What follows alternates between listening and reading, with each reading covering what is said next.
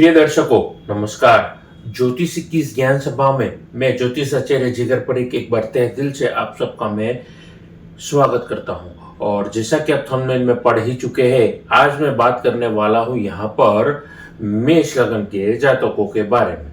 अब जो लोग पहली बार मेरे साथ जुड़ रहे हैं और उनको नहीं पता है कि उनकी लगन राशि कौन सी है, तो फिक्र ना करिए। कुंडली खोलिए, बीच में सेंटर में जहां पर ल लिखा होता है वही होती है आपकी लगन कुंडली। और क्रमांक में पहली, मंगलदेव की पहली बनती है मेष। आज मैं बात करने वाला हूं यहाँ पर मेष लगन के जातकों के बारे में कि जब मैंने प्रश्न कुंडली बनाई थी 1 फरवरी को, तो वो कैसी थी और उसका प्रभाव आने वाले महीने में कैसा रहेगा, इसके बारे में बातचीत करूंगा। बड़े सामान्य तौर पर मेरे फल कथन रहते हैं, तो ज्यादा देर ना करते हुए आइए मेष लगन के जातकों की कुंडली क्या कहती है दिखाता हूं। देखिए, मेष लगन के जातकों के लिए जैसा कि आप अभी देख रहे हैं, यहाँ पर धन भाव में देवगुरु बृहस्पति अपनी पंचम दृष्टि से केतु को देख रहे हैं। छठे घर में, सप्तम घर में, अष्टम के घर में सप्तम दृष्टि डाल रहे हैं और नवी दृष्टि से कर्म के घर को देख रहे हैं। वहीं पर मंगल वक्री अवस्था में मिथुन राशि में चल रहे हैं। केतु छठे भाव में विराजे है।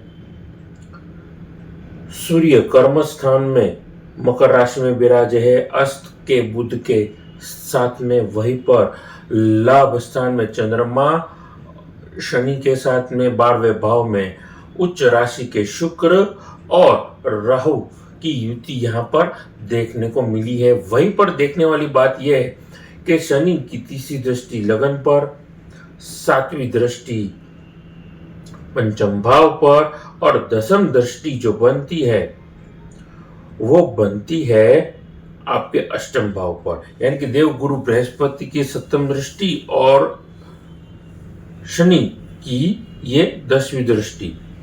तो कुल मिलाकर के 9 ग्रह की परिस्थिति, जो 9 ग्रह की परिस्थिति कुछ ऐसी बनी हुई है। तो अपनी वाणी को यहीं पर आराम करता हूं मंगलदेव और अपने गुरु को याद करते हुए ओम मंगलकाय नमः, ओम गुरुदेव ध्यान शंकराय नमः। जो श्रोता मेरे साथ पहली बार जुड़े हैं मेरे चैनल पर, उनको मैं एक रिक्वेस्ट करना चाहूँगा, मेरी फेसबुक यूट्यूब चैनल को आप लाइक करिए, सब्सक्राइब करिए। अच्छी बात लगी तो कमेंट सेक्शन में जाकर के आप लिख भी सकते हैं। तो ज़्यादा देर ना करते हुए आइए 9 ग्रह की परिस्थिति के अनुसार क्या प्रभाव रहेंगे आपकी की जिंदगी पर, उसके बारे में चर्चा करते हैं। देखिए, धन भाव से आपको देव गुरु बृहस्पति अष्टम दृष्टि को देख रहे हैं और वहीं पर कॉमन दृष्टि जा रही है 10वें भाव में शनिदेव की, वो भी अष्टम भाव में।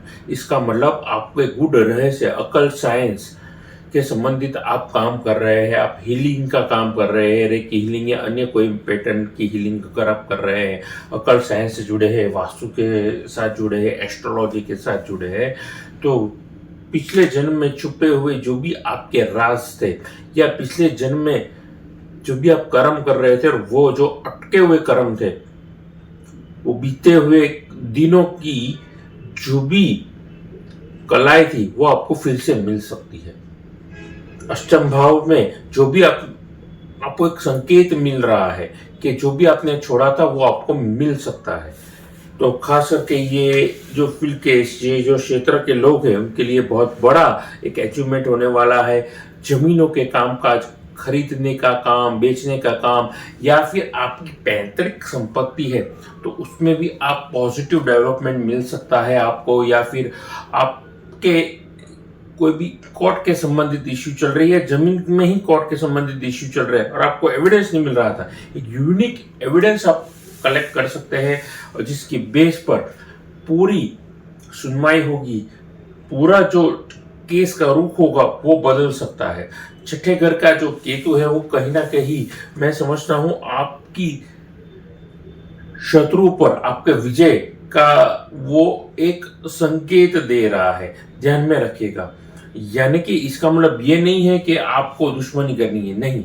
जो लोग प्रोफेशनली काम कर रहे हैं एज ए एडवोकेट या जॉब कर रहे हैं, तो उनकी सूझबूझ से प्रोफेशनली किस तरीके से आप एडवांटेज उठा सकते हैं, आपको ये सोचना होगा।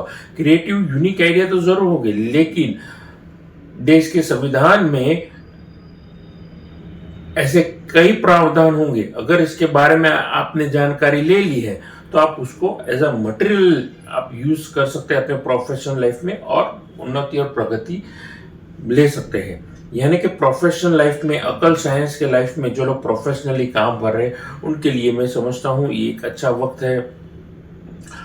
नौकरी पेशा वर्ग के लिए ये कैसा वक्त है? देखिए, मंगल यहाँ पर वक्री चल रहे हैं आपके तीसरे घर में। इसका प्रभाव कैसा रहेगा? इलेक्ट्रॉनिक आइटम में अगर आप है और ज्यादा स्टॉक अगर कर दिया है, और मंगल की प्लेसमेंट अगर आपके बर्थ चार्ट में अगर गलत जगह पर है, ग्रह दशा खराब चल रही है, तो समझ जाइए आपके लिए संभालने वाला वक्त है। अब इलेक्ट्रॉनिक के गुड्स के आइटम के संबंधित अगर आप जॉब भी कर रहे हैं या फिर आपका बिजनेस है, तो आपको निवेश करने से पहले एक बार सोचना पड़ेगा। और बिना सोचे समझे अगर आपने इन्वेंट्री ले ली है, तो उसको निकालते निकालते थोड़ा देर हो सकती है, तो ध्यान में रखेगा। क्योंकि चतुर्थ दृष्टि जो जा रही है वो छठे घर में जा रही है केतु पर, और सप्तम दृष्टि जा रही है आपके भाग्य के घर पर। तो अष्टम दृष्टि कहां पे जाएगी? आपके दशम के घर पर, और दशम घर के दृष्टि भी देवगुरु बृहस्पति की जा रही है। तो कहीं ना कहीं उसका एडवांटेज, अगर आप आईटी, केमिकल या लॉ फॉर्म में काम कर रहे हैं, जुडिशरी के संबंधित काम कर रहे हैं, आप एम्प्लॉय है, उन कर्मचारियों के लिए ये समय जो है बड़ा सतर्क रहने वाला है। लेकिन उन्नति अगर आपकी अटकी हुई है, यानी कि प्रमोशंस आपके ड्यू है और आपको मिले नहीं है, आपको मिलेंगे। 100% डन डील आपको मिलेंगे। आपके लिए ये वक्त जो रहेगा बेहतर से बेहतरीन रहने वाला संकेत दे रहा है, और आपके लिए आने वाले दिनों में प्रोफेशनली ये एक पॉजिटिव साइन है। आपके लिए ये वक्त जो रहेगा बड़ा यादगार रहने वाला है। अब वहीं पर बातचीत करते हैं विद्यार्थी वर्ग के जातकों के बारे में। शनि का लाभ स्थान में बैठने का मतलब पंचम भाव को वो सप्तम दृष्टि से देखते हैं।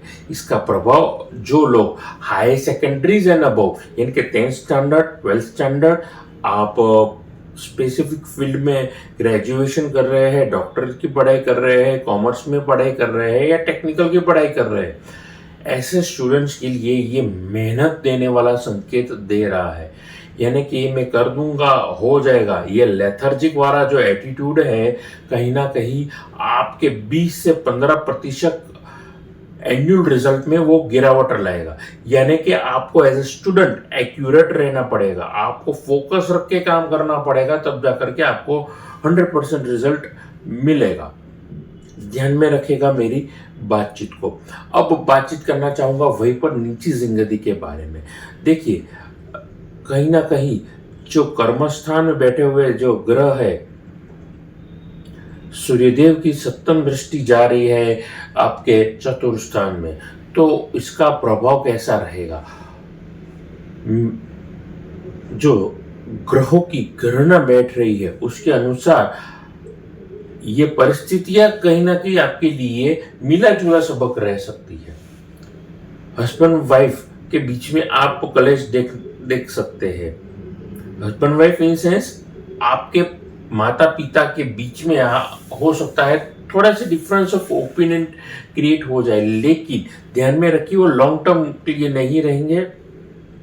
सारे व्यक्तियों के कहते हैं एक जगह पे विचार कभी अटकते नहीं है, या एक जगह पर सोच भी नहीं मिलती है। तो डिफरेंस ऑफ ओपिनियन हमें टेम्पररी फेज के लिए आपको देखने को मिल सकता है। उसके अलावा यहाँ पर लंबी तकलीफ यहाँ पर दिखाई नहीं दे रही है। आगे बातचीत करना चाहूंगा आपके स्वास्थ्य के बारे में। छठे घर में बैठे हुए केतु मंगल की ये जो दृष्टि का संबंध बन रहा है, वो कहीं ना कहीं आपके लिए अलर्ट रखने वाला वक्त है। वैसे छठे घर के केतु अगर अकेले विराजे हो और मंगल की अगर दृष्टि ना हो, शनि की दृष्टि ना हो, तो आपके लिए ये छठे घर का केतु आप पे रोगों पर और खास करके शत्रु पर विजय बनाती हुई परिस्थिति बना रही है। लेकिन यहाँ पर रोगों में वृद्धि ला सकती है। क्यों? पेट और पेट के नीचे के संबंधित जितने भी गुप्तांग है या जितने भी अंग है, थाइस, नीज, आपके एंकल्स, इनमें तकलीफ हो सकती है। यहां तक कि पैरों के नाखून में भी तकलीफ हो सकती है। तो ऐसे वर्ग के जातकों को टू व्हीलर चलाते वक्त काफी संभालना होगा। घर में कोई ठोकर ना लग जाए, रास्ते पे ठोकर ना लग जाए, सोच समझ करके आपको कदम उठाने होंगे। ये नहीं कि घर में ही चल रहे हैं तो थोड़ा लापरवाह हो जाए। कहने का तात्पर्य मेरा ये है, थोड़ा अलर्ट रह करके चलेंगे, चीजों को अन्यथा नहीं लेंगे तो अच्छा रहेगा। वरना छोटा सा एक सुई का भी जो घाव होगा, वो दर्द जो आपको देगा वो तलवार के घाव के बराबर वो तकलीफ दे सकता है, तो ध्यान में रखिएगा। अब अंत में उपाय क्या दे सकते हैं? उपाय के दौर पर आप हनुमान चालीसा के पाठ कर सकते हैं, शनिदेव के आप दर्शन कर सकते हैं। दर्शन में शनिवार वाले रात्रि को अगर आप तेल और सरसों का को अभिषेक करेंगे, उन पर अर्पण करेंगे, याद रखिए वो देव स्वरूप मूर्ति ना हो, वो शनिदेव की पत्थर स्वरूप मूर्ति हो।